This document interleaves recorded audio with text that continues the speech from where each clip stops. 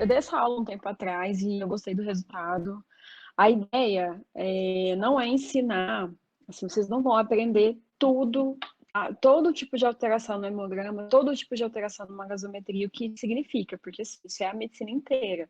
Então, cada doença tem um tipo de apresentação, e a gente viu como muda, assim, como as doenças elas podem realmente ter uma apresentação diferente, agora com o coronavírus. Gasometria, assim, interpretação de gasometria na parte dos gases da oxigenação arterial, de oxigênio, assim, mudou completamente, assim, é um paciente completamente diferente daqueles que a gente está acostumado. Então, isso é uma coisa bem interessante, como a medicina ela pode ser, ela muda, né? Então, assim, da doença, do paciente, como o paciente responde à doença. Então, o que eu quero trazer com essa aula é mostrar para vocês, de uma forma prática, algumas coisas, assim, como lidar com algumas interpretações, como fazer, quando eu pedir para repetir, o que eu tenho que prestar atenção, como lidar com isso no cenário da emergência. Então, é uma coisa assim, bem prática mesmo. Então, a gente não vai ficar muito questão de ficar fazendo cálculo, porque, assim, eu tive muitas aulas disso, sempre esqueço, então, tem que ficar revendo. Eu acho que, assim, em termos de didática, não tem muito sentido fazer uma aula sobre isso. Mas que é uma hemácia, né, que é muito linda. Uma coisa interessante, eu não sei se vocês viram, mas saiu um artigo, algum tempo atrás, relacionado ao coronavírus, falando o seguinte: a gente sabe que o coronavírus é uma doença eminentemente pulmonar. Ele causa uma pneumonia, né, com lesão pulmonar importante, levando o paciente à insuficiência respiratória. E realmente é um paciente muito difícil de tratar, porque eles têm uma hipoxemia refratária importante, e assim, nunca vista antes. E aí, saiu um artigo falando que, na verdade, o coronavírus não era uma doença pulmonar, mas era uma doença hematológica. E isso gerou uma confusão muito grande. O que foi interessante desse artigo é que ele não foi feito, teve uma avaliação, não pegaram o sangue do paciente avaliado. Então, eles pegaram as proteínas do vírus e do ser humano,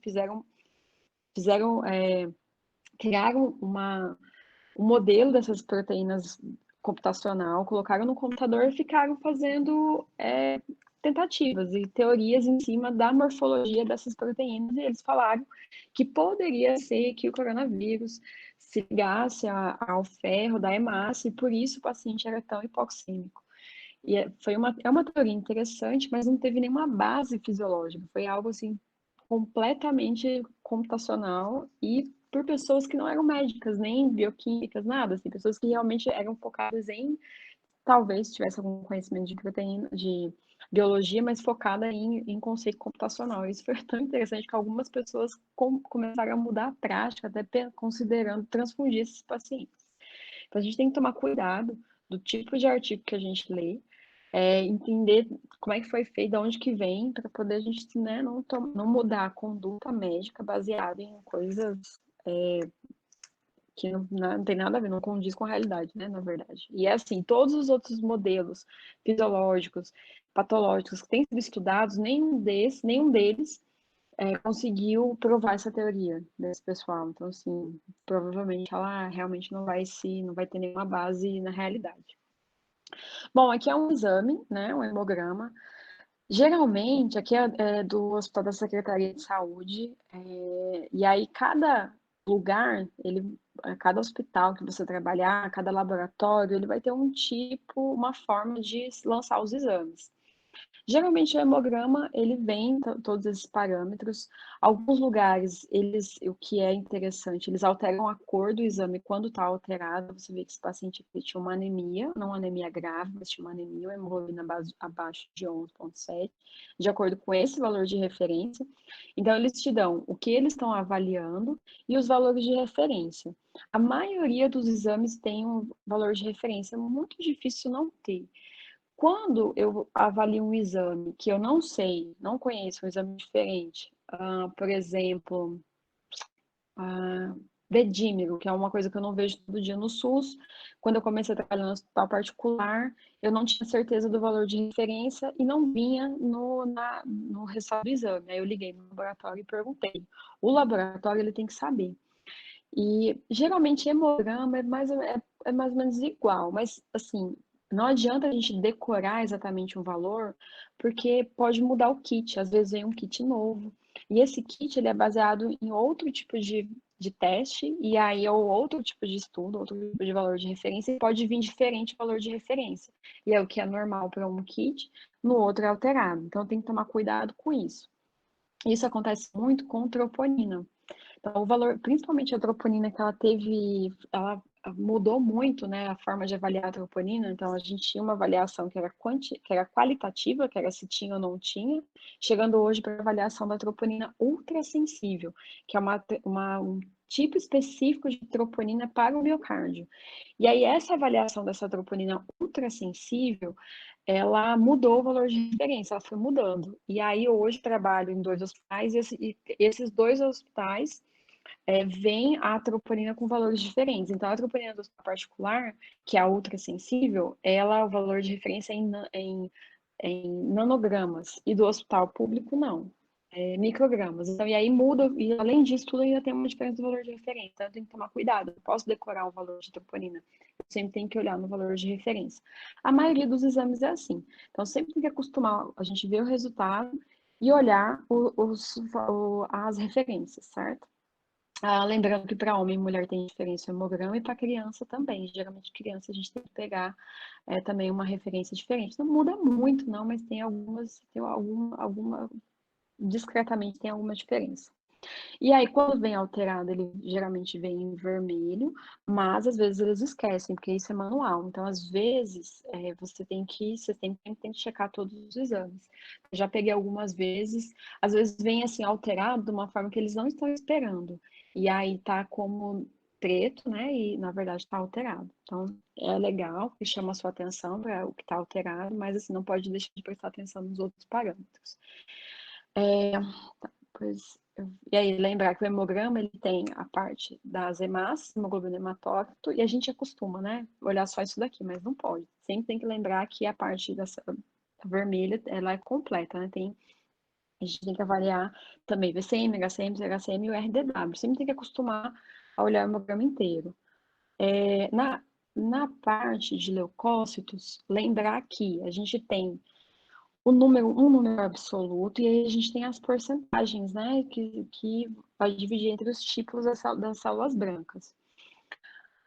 Quando a gente avalia um paciente, porcentagem não presta. Então, assim, não me serve porcentagem, eu não olho porcentagem na maioria dos casos, porque tem pouca informação. Eu sempre vejo o trabalho com número absoluto. É muito mais importante, muito mais confiável. Vou explicar isso melhor depois mais para frente. Então, assim, eu evito, sabe, ficar olhando porcentagem. Eu sempre vou aqui para o resultado do número absoluto do paciente. E as plaquetas, também a gente enfim, ela é separadinha aqui. Toda vez que vem um resultado de plaqueta baixo, eu tenho que realmente ver se é compatível com o quadro clínico do paciente. Porque quando a gente faz o hemograma normal, sem um cuidado, né, específico para a plaqueta, às vezes as plaquetas elas podem todas grudarem uma na outra, se o paciente tiver uma inflamação, isso pode acelerar.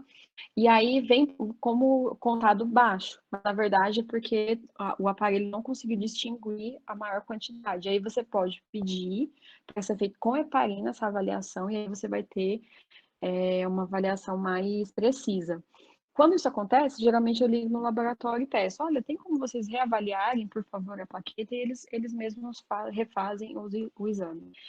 Quando o laboratório é muito bom, eles fazem isso espontaneamente, porque eles viram que o resultado está alterado, e aí eles já fazem espontaneamente, já te dão uma resposta assim, veio alterado, eu confirmei e realmente está alterado. Eu acho que eu tenho um exemplo disso mais para frente. E aqui mostrando uma pancitopenia.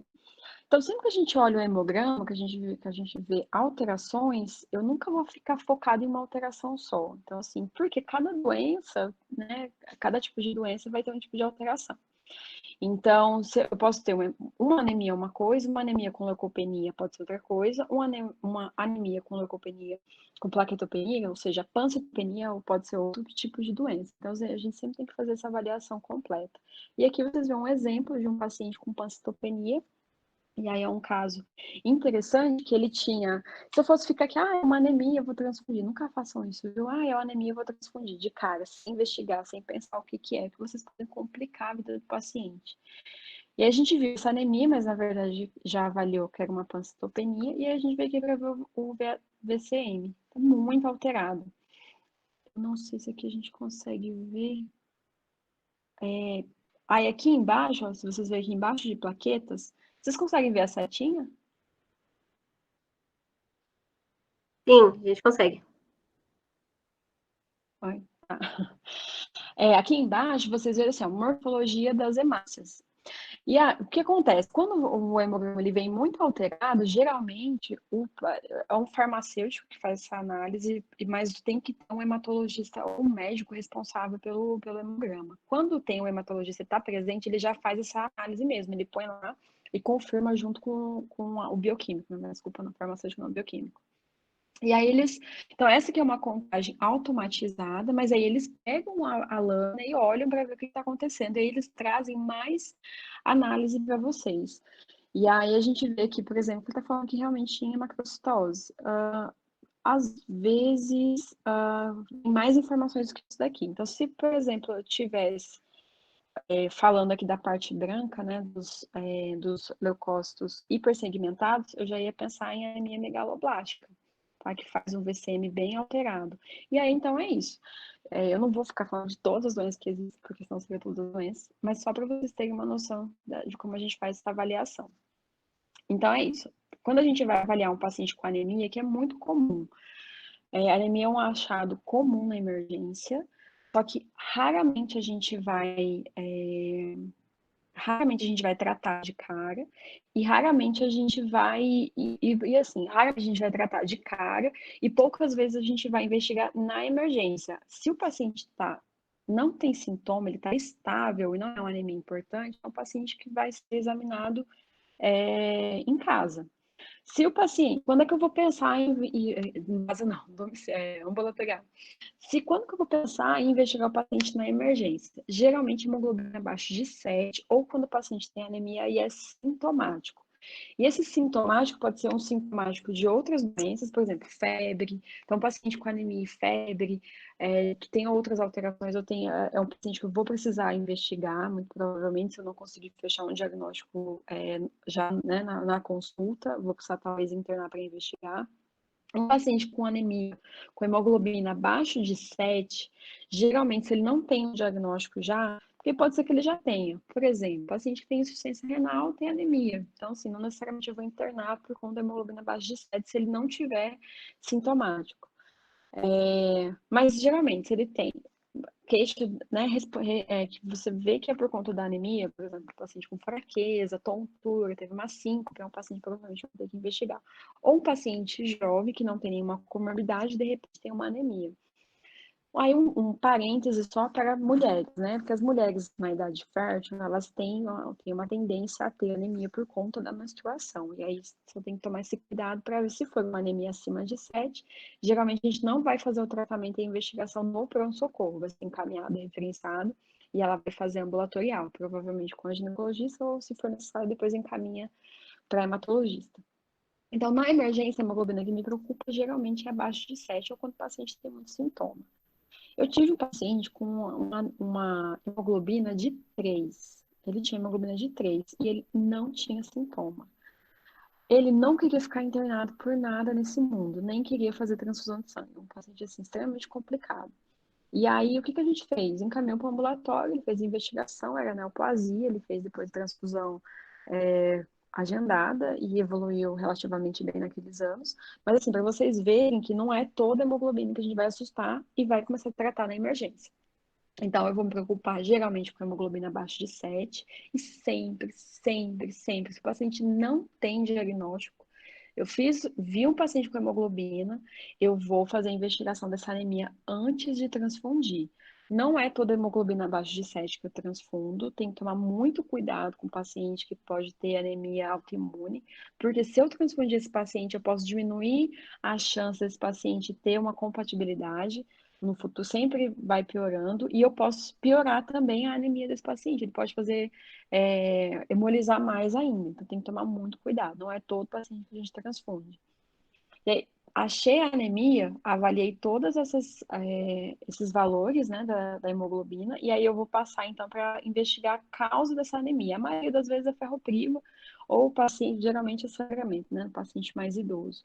Nos pacientes mais jovens, tem que pensar em anemia hemolítica. Aí eu tenho que ver se o paciente está produzindo, se ele está tendo reserva para produzir, esse problema dele que não consegue produzir porque não tem reserva, se o paciente tem alguma doença de base associada, ou se ele está hemolizando, e se a medula dele está funcionando, e se ele tem algum componente autoimune. Então, basicamente, é isso aqui que eu tenho que investigar. No mínimo, na emergência, são esses exames que a gente tem que fazer antes de definir. Se vier alterado, isso aqui, geralmente a gente encaminha para o especialista, a não ser que seja uma coisa fácil de manejar. Às vezes, autoimune hemolítica autoimune a gente pode conduzir pela clínica médica mesmo, interna pela clínica médica e faz a condução lá com a avaliação posterior da hemato. Se tiver alguma alteração, se não tiver alteração, eu vou ter que pensar. Geralmente, quando não tem alteração desse quadro, geralmente ferro vem alterado. O paciente está perdendo, né? Ele tem geralmente paciente idoso, neoplasia, e aí chega no momento que ele começa a ficar sintomático, né? Porque tá perdendo aos pouquinhos o sangue, e aí a gente transfunde. Veio tudo isso normal, então eu consegui definir uma causa quando eu vou pensar em transfundir. Do contrário, eu vou fazer uma avaliação com o especialista primeiro. Quando que eu vou transfundir um paciente com hemoglobina acima de 7? O paciente cardiopata que teve por isquemia cardíaca, ele infartou. Geralmente, esse paciente, a gente tem benefício manter uma hemoglobina em torno de 10. Então, se está abaixo de 10, a gente provavelmente vai transfundir, se ele tiver sintoma também, tá? Isso, pacientes estáveis. Paciente com hemorragia e o paciente instável com hemorragia, a gente não vai olhar para isso daqui. Eu não vou me pautar no HB e no HT para indicar transfusão.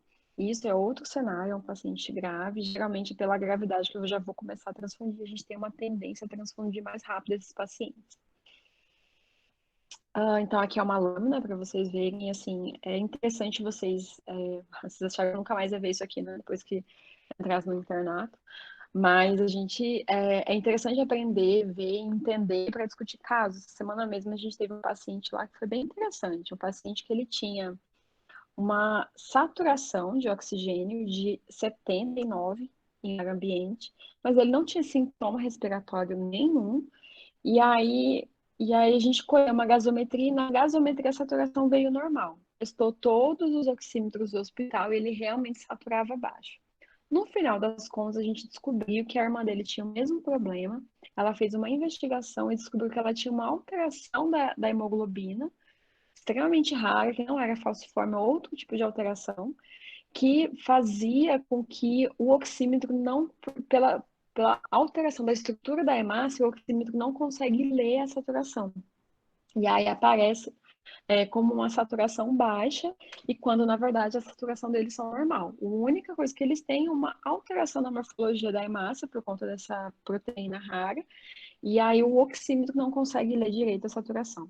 Isso é uma coisa extremamente rara, então ela tem, e o caso dele provavelmente vai ser parecido. Então, só para vocês verem. E aí a gente mandou, a hematologista avaliou a lâmina, mandou pra gente, assim, interessante. Essa aqui é normal, essa aqui é uma lâmina normal. Só pra vocês verem como é interessante a gente saber todas essas coisas. Então, isso aqui Julie, tudo eu já falei aquela hora. Oi, pode Julie, falar. mas esse paciente ele era sintomático de alguma forma? Porque às vezes a saturação pode Ele até tá, estar alta, mas ele não consegue, tipo, soltar o oxigênio, por exemplo. é, ele tava com pneumonia, ele tinha uma doença pulmonar, mas ele não tinha sintoma nenhum. E o que acontece? A saturação no oxímetro, a gente tem certeza que ela é fidedigna quando ela é acima de 90. Então, eu confio numa saturação acima de 90 no oxímetro. Mas quando ela é abaixo de 90, nem sempre eu vou conseguir confiar no oxímetro. Agora, na gasometria arterial, quando a saturação ela é específica, assim, não tem, a não ser que o gasômetro esteja errado. Então, eu sempre vou confiar na gasometria, na saturação da gasometria. Então, o que acontece? No oxímetro, a saturação dele era baixa, mas na gasometria era normal, porque a gasometria ela realmente mede a quantidade do oxigênio no sangue. E o oxímetro não, é uma avaliação indireta. Entendeu? Não, essa parte eu entendi, porque algumas vezes a pessoa que tem essa alteração estrutural morfológica na hemácia, mesmo que a saturação dentro dela seja assim, ok, compatível, ela não consegue dissociar o oxigênio, por exemplo. Ah, sim. Esse não é o caso desse paciente, porque a gente conseguiria ver isso na gasometria. Mas pode ter. Geralmente é causas metabólicas também que ajudam a ter esse problema. Tá bom, Mas obrigada. aí a gente consegue fazer essa diferenciação pela gasometria. Porque aí a gasometria ela vai vir alterada porque ele realmente tem um problema, entendeu? Da dissociação. Mas como tinha essa divergência, a gente consegue saber que não era o caso desse paciente específico. Agora, a parte do leucograma, né? Então, a gente tem a leucopenia, então, é definido pela contagem de leucócitos abaixo de 4.000, e leucocitose quando corresponde acima de 10.000. A gente pode ter leucocitose fisiológica, então se você... Então, a leucocitose não é patognomônico de infecção bacteriana, tá? Então, às vezes, o paciente, ele tomar um susto muito grande, bater o carro, achou que ia morrer, mas tá tudo bem. E aí o leucócito sobe, ele pode ter uma resposta a isso. Ele fez uma cirurgia, resposta fisiológica, pode aumentar a leucocitose, não quer dizer que foi infecção. O paciente pode ter, quando o paciente tem uma infecção, ele pode ter, a gente vai ver o desvio à esquerda, vou mostrar para vocês, e o paciente pode ter leucocitose patológica, que são as doenças hematológicas, né? Geralmente câncer, esses quadros.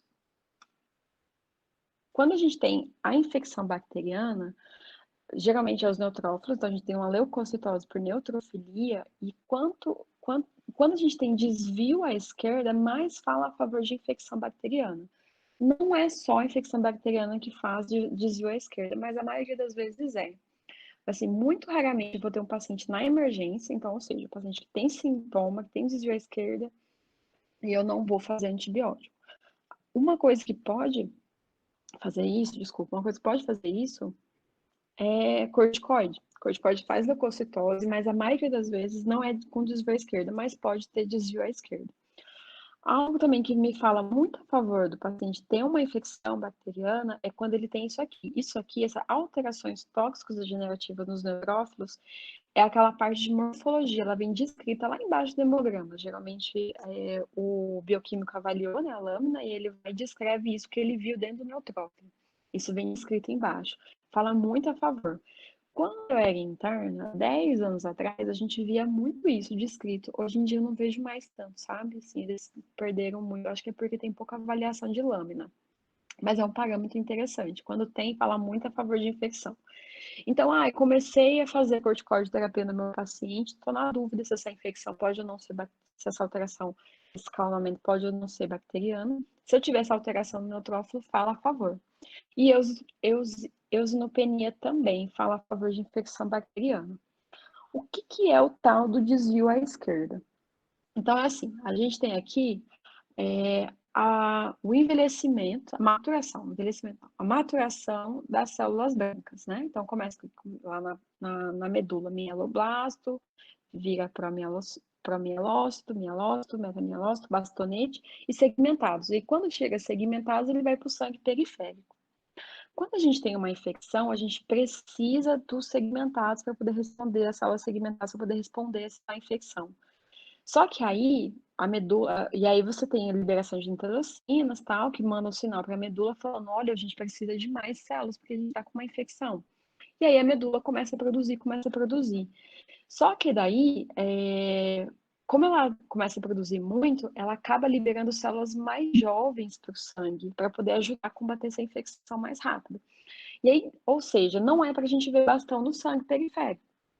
Quando a gente vê bastão, a gente vê que a medula ela tá realmente ela tá realmente produzindo, tá em trabalho, além do normal. Então, isso me fala a favor do organismo tá respondendo a uma infecção bacteriana. E aí, quanto maior o desvio à esquerda, mais a favor disso ser. Quando você, geralmente, eu nunca vi mais do que metamielócito, mas quando você vê metamielócito no sangue, é extremamente a favor, não é patognomônico, mas é extremamente a favor de ter uma infecção bacteriana. E isso, quando eu vejo metamielócito, eu vou pensar em infecção grave. Então, se eu tenho um paciente com uma infecção, ele faz leucocitose, e aí eu vi um metamielócito, eu tenho que pensar que é uma infecção bacteriana mais grave do que uma infecção que não seria, né? Que não tivesse metamielócito. Geralmente aparecem as 3 células. Então, eu vou ter segmentado, vou ter bastante e vou ter metamielócito. Quando o paciente está muito grave, geralmente quando ele chega séptico, ele pode vir com leucopenia, às vezes ele fez uma leucocitose, e aí foi uma infecção tão grave, que evoluiu tão rápida, que a medula não conseguiu acompanhar ali, produzir mais, ou então às vezes é uma infecção que faz até, que produz alguma interleucina que até que diminui a produção de novas células, né? A reprodução, e aí o que acontece? A medula começa a liberar tudo e aí consome rápido, e você vai ter um paciente com leucopenia com desvio à esquerda, com produção de bastão e metamielócito. Isso é uma característica de uma infecção muito grave, eu ficaria muito preocupado com esse paciente. Então, assim, por que chama desvio à esquerda? Então, vocês veem que começa aqui e vai maturando para a direita. Então, eu tenho que encontrar a célula à direita, ela tem que estar no sangue. Quando você encontra a célula à esquerda, esse é o desvio à esquerda. Dá para entender? É bem simples mesmo. É por isso que chama de desvio à esquerda. Deu para entender? Ficou claro? Ficou confuso? Deu sim.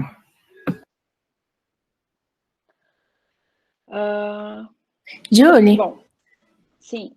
desculpa te interromper. Você pode repetir o que você falou do paciente grave com leucopenia? O que acontece? Às vezes, quando o paciente ele tem uma infecção que tá, e assim, vai depender, claro, do tipo da infecção e como que o paciente está, se o paciente é saudável ou não. Mas essa infecção ela é tão grave e ela evolui tão rápido que a medula ela não consegue se adaptar para responder da forma que a gente espera, né? Que geralmente fazendo casos leucocitoses importantes. E aí o que acontece? A medula ela joga todo o sangue que ela tem, todas as células que ela tem branca ali logo no sangue para poder ajudar. Então daí ela manda bastão, manda metamielócito. E aí, como a infecção é muito grave, acaba consumindo rápido os segmentados.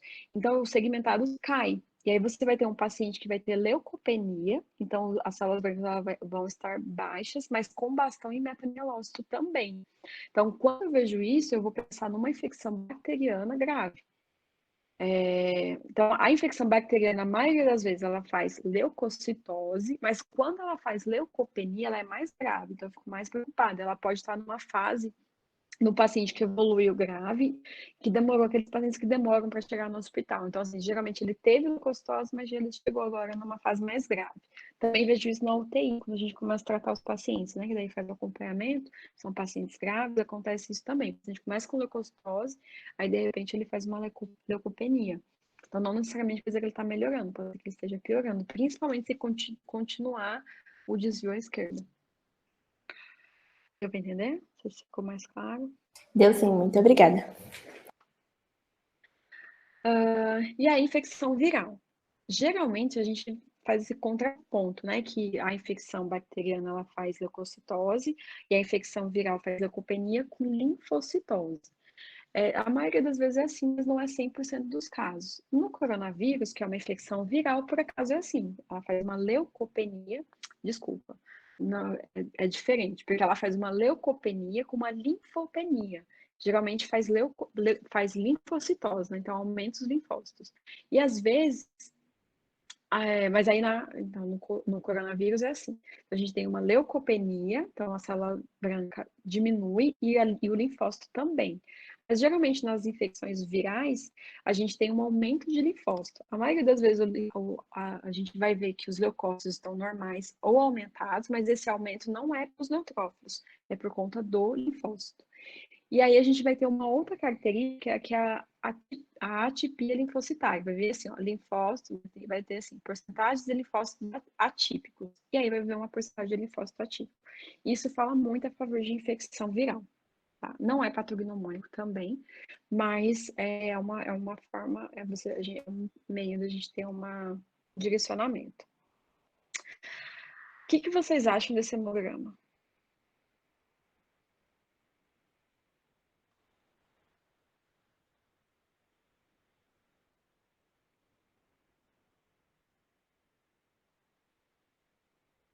Então, eu tenho aqui hemácias, né? Um paciente tem uma anemia leve, né? Hemoglobina de 10, hematócrito de 31, tem um VC um pouco aumentado, RDW alterado. Então, é uma célula grande. E aí eu venho aqui para baixo e tem uma leucocitose na verdade, é 218 mil leucócitos. É assim que a gente lê esse número. O normal é até 10 mil, e aqui a gente tem 218 mil leucócitos. Será que tá errado? E a plaqueta também tá baixa. Aí a gente vem ver quantos neutrófilos o paciente tem. Tem 37 mil leucócitos. Então aqui já tá alterado, né? Acima de 8 mil, mas não é os 218 mil. Então, será que é tudo linfócito? Aí a gente vem aqui ver os linfócitos.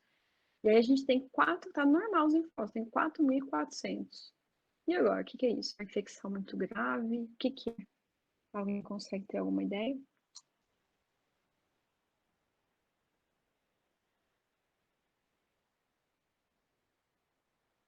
Pode ser as custas desses blastos aqui, que tá 176? Perfeito. Então, o que acontece? Quando a gente vê qual que é a leucocitose que vai realmente arrepiar o nosso cabelo? É esse tipo de leucocitose aqui. Não pelo valor, mas justamente pela presença das células blásticas. Porque vocês lembram quando eu falei lá de desvio à esquerda? A gente não tem blasto, assim, tem aqui, né? Mieloblasto aqui no começo, que é a primeira célula. Mas o resto, quando a gente vai, no máximo que a gente vê no sangue periférico é metamielócito. Então, até que é uma resposta normal a uma infecção. Agora, blasto no sangue periférico nunca é normal. Isso aqui é patognomônico de neoplasia hematológica. Então, é isso que mostra pra gente. Então, sempre que eu ver um paciente que vem uma leucocitose dessa, grave assim, e geralmente isso aqui não é incomum, geralmente é desse jeito que aparece, a gente tem que pensar nisso. O paciente faz uma pancitopenia, coisa leve, quer dizer que é uma doença que está arrastada, mas ele não tinha sintoma.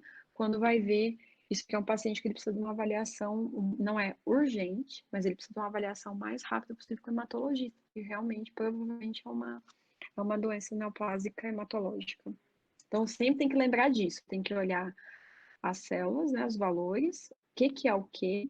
Então, não é pelo leucócito alto que é a custo de neutrófilos. Uma infecção bacteriana faz isso? Não. O máximo que eu já vi uma infecção bacteriana fazer foi 50 mil. Já vi, pode acontecer. Às vezes é uma bactéria que não está conseguindo pegar, mas não é comum. Mas aí faz desvio, ó, tá vendo? Não tem promielócito, não tem mielócito, não tem blasto, não tem bastão, não tem metamielócito, que é mais que a gente vê. Então, realmente esse paciente é o que eu tenho que pensar. Então, eu tenho que ver o que é o quê, e aí lembrar de olhar aqui embaixo a descrição da morfologia das células e se tem alguma célula diferente. Aí vai aparecer desse jeitinho que está escrito aqui. E aí, ó, o bioquímico já falou. Nessa época que não tinha hematologista no hospital, ele já pediu fazer avaliação do hematologista. No hospital sério, tem um laboratório sério, o cara ele vai te ligar. Então, de vez em quando isso acontece. Quando a gente tem bioquímicos muito bons, eles ligam, eles pegam o telefone e ligam para você e falam assim: ó, doutor, esse paciente vê essa alteração. Ele já tem essa doença, é isso que o senhor estava esperando, precisa refazer o exame. E é muito legal. E quando isso acontece, você sabe que você está no hospital bom. No hospital particular que eu trabalho, eles têm obrigação. É até um negócio chato, porque assim, às vezes vem 0,5 alterado, mas eles têm que ligar para avisar. Aí eu acho um exagero. Mas avisa sempre. No público depende. Então tem época que é muito bom, tem época que não. A parte da linfocitose era só isso. Tem algumas doenças, né, que tem alguma alteração, que eu falei na verdade ali que está escrito aqui. Da parte dos eletrólitos. Lembrar que o potássio, ele está a maior parte dentro da célula, né? Então, quando você tem que tomar cuidado na coleta. Então, se você fizer um garrote por muito tempo no braço do paciente, então vai ficar ali comprimindo o sangue. Se você, na hora que está puxando o sangue, né, da veia, puxar muito rápido, se você chacoalhar o potinho, né, da coleta, isso pode fazer com que você tenha uma quebra das hemácias. E aí você liberar potássio para o sangue. E aí, só que na verdade não tá, né?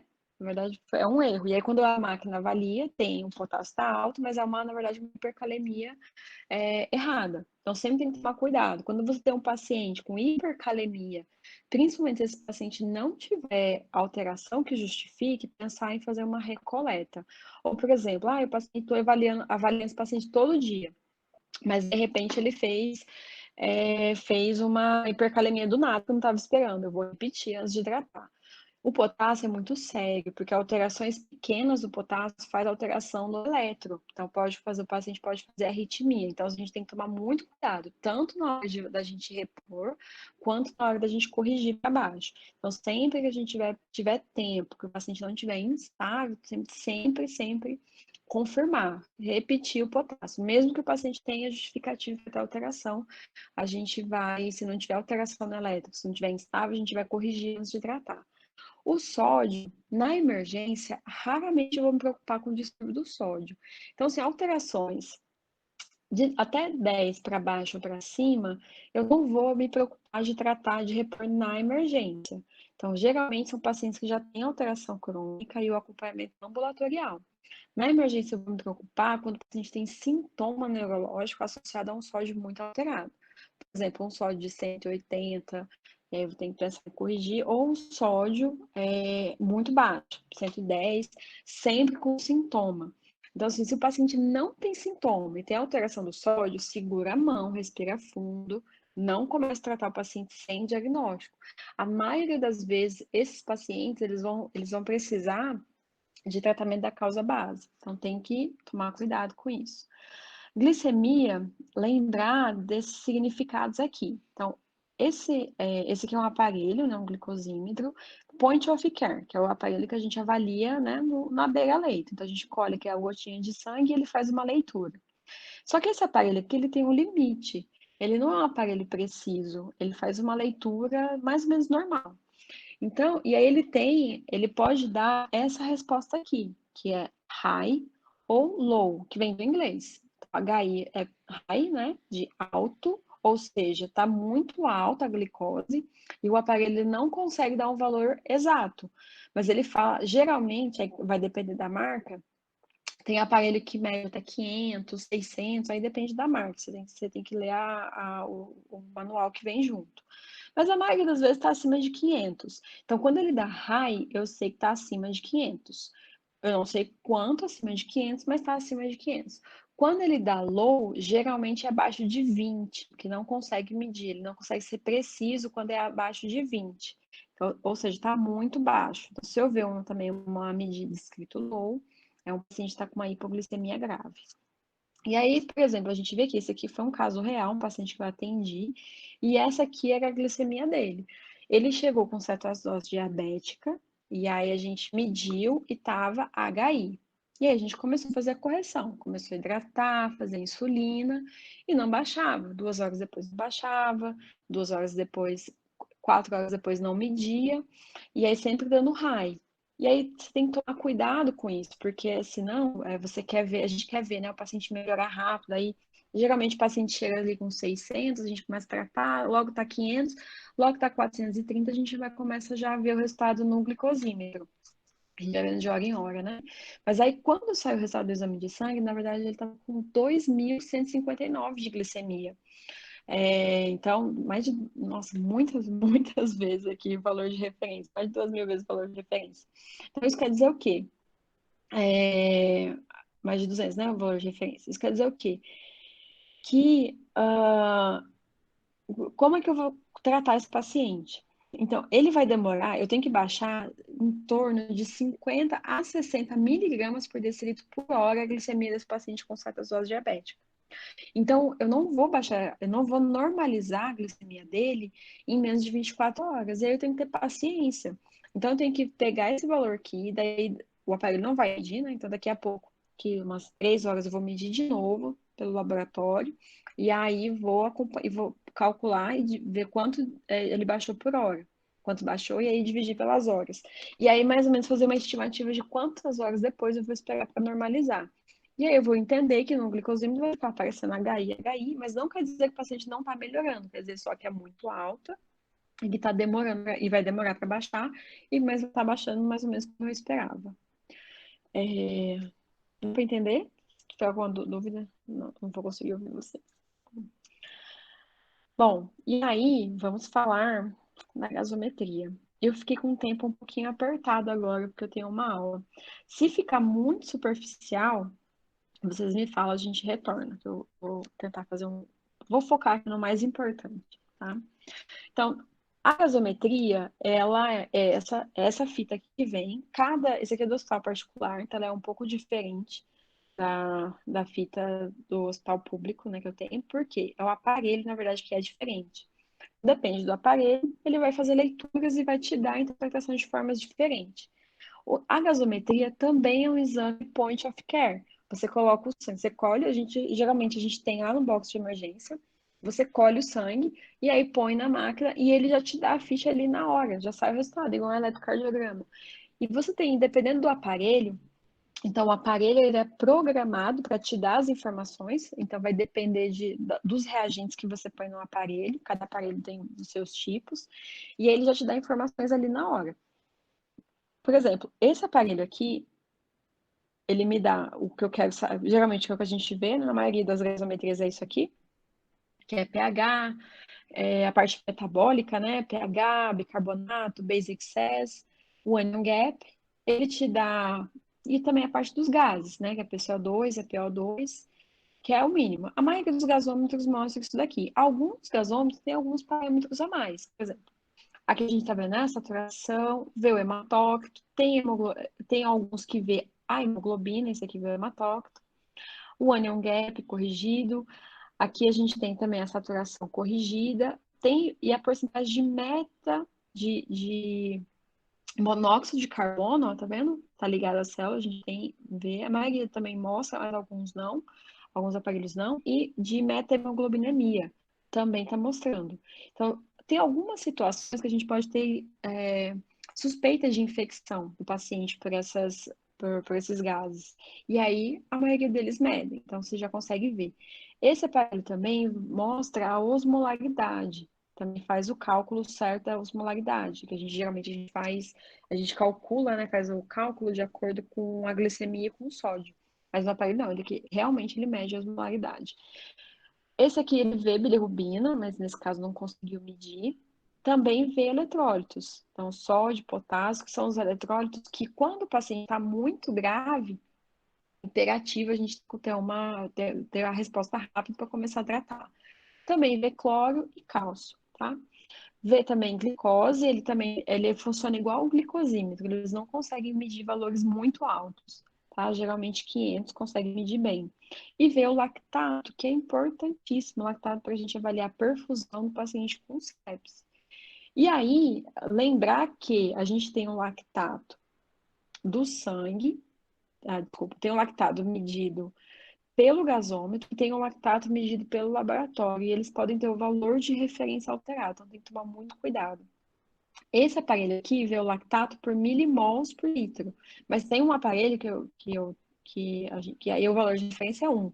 Mas tem um aparelho que vê o lactato por miligramas por decilitro, aí o valor de referência é 30. Então, para vocês verem como que é bem diferente, a gente tem que tomar cuidado. Então, sempre não adianta só ver o número. Tem que olhar, tem que saber qual que é a medida que está sendo avaliada, tá? Para ver o valor de referência. Esse aqui essa fita aqui não vem o valor de referência, mas a maioria das fitas vem. Lembrar, coleta do sangue arterial. Tomar, assim, quando o paciente está acordado, o paciente está consciente, orientado, eu vou colher um sangue dele, a maioria das vezes tentar anestesiar, fazer um botãozinho anestésico na onde eu vou colher, porque o sangue arterial, a artéria ela é mais profunda do que a veia. E geralmente a gente colhe radial. E a artéria está bem próxima ali. Na parte radial não tem muita gordura, está muito próximo do osso. Então, assim, o subcutâneo é fino, está muito próximo do osso. Gente, cutucar o osso dói demais. Eu já colhi gaso em mim, colhi com anestesia e sem anestesia, e dói. Os dois jeitos dói, mas com anestesia dói menos. E a dor de cutucar o osso é infernal. Então, assim, tenho pena dos pacientes.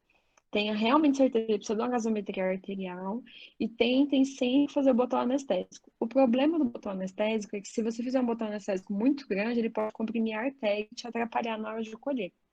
Mas tomar cuidado. Mas assim, tem que avaliar os benefícios para o paciente, né? Geralmente, no paciente acordado, a gente vai colher a artéria na radial porque é menos invasivo. Quando o paciente está grave ou eu não consigo na radial, a gente vai pensar na femoral. Colher femoral, ela é mais fácil, mas tem que lembrar o seguinte, é geralmente mais fácil, mas tem que lembrar que é uma região delicada para o paciente, então a gente não pode deixar de pensar na privacidade do paciente. Então, só vou passar para femoral quando realmente eu não consigo radial. Agora, quando o paciente chega muito grave, como é muito mais rápido eu colher a femoral, geralmente eu já vou direto na femoral, eu nem tento radial, porque é mais rápido, porque é um paciente que eu preciso de informação rápida. Na femoral, a gente não faz anestesia, porque como é muito mais rápido, tem mais tecido também, não tá perto do osso, geralmente é doloroso, mas é um pouco menos, porque tem esse menor perigo do pegar o osso. E aí a gente já colhe direto, sem fazer botão anestésico. As técnicas direitinho, aí quando vocês passarem comigo lá no internato, a gente vê.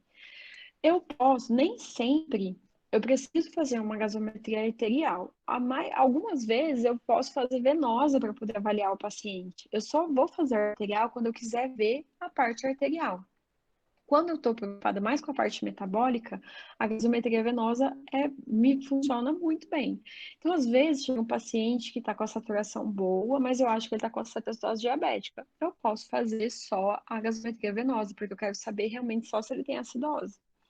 E aí, ou então eu começo, faço uma gasometria arterial, dou o diagnóstico de cetose diabética, mas esse paciente às vezes vai ter que ficar refazendo o exame, para ver se o pH está melhorando, se o bicarbonato está melhorando. E aí, como dói muito a arterial, para ficar refazendo, talvez seja melhor fazer a venosa. Tem alguma diferença, tá, do pH de um para o outro, mas assim, é 0,5 milimols. Então, quase igual. Então, a maioria dos parâmetros a gente consegue interpretar muito bem.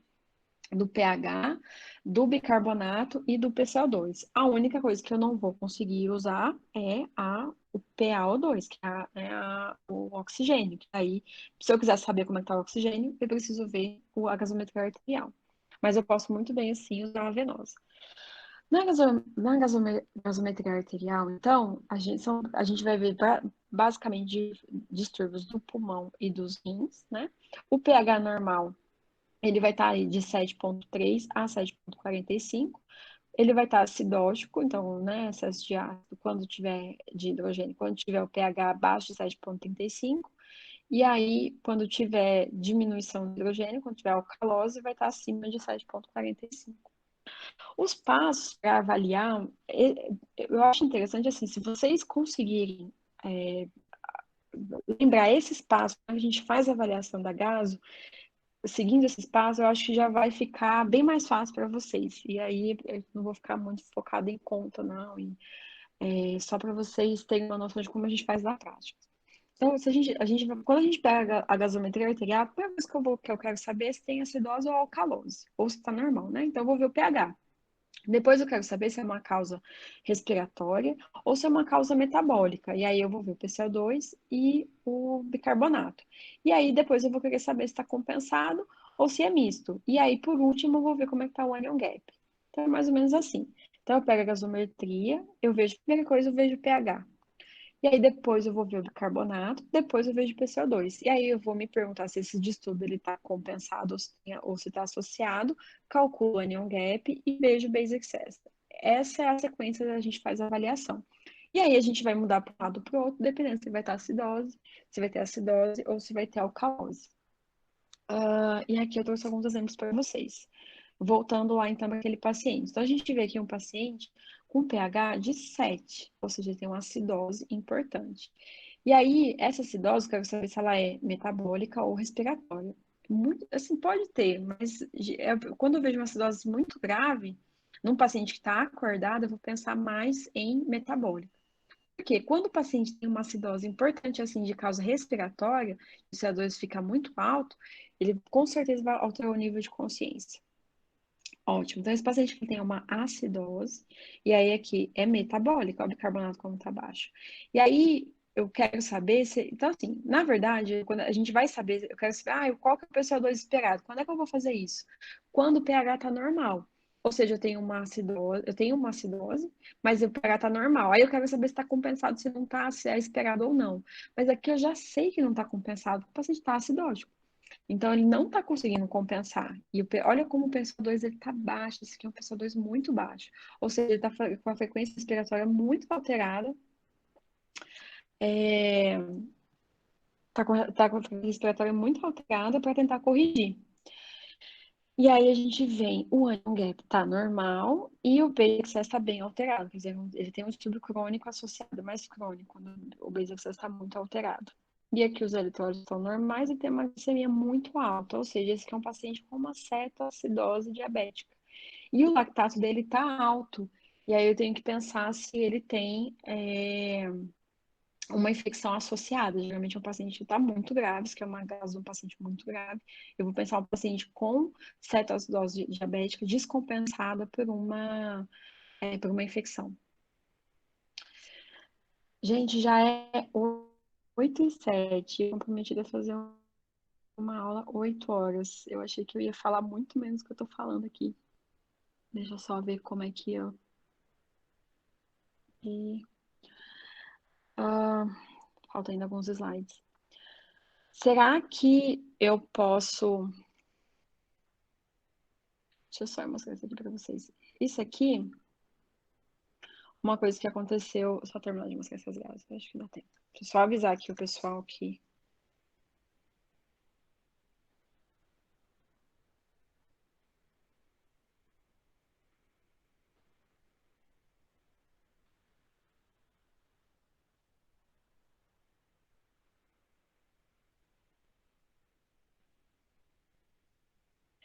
Uma vez eu recebi um paciente com uma frequência respiratória muito alta.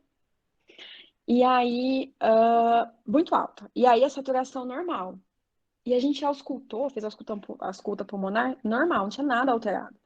E a gente, e o paciente era hipertenso, diabético, tinha insuficiência cardíaca, e a gente pensou, poxa, esse paciente com certeza ele tem alguma alteração pulmonar por conta do coração.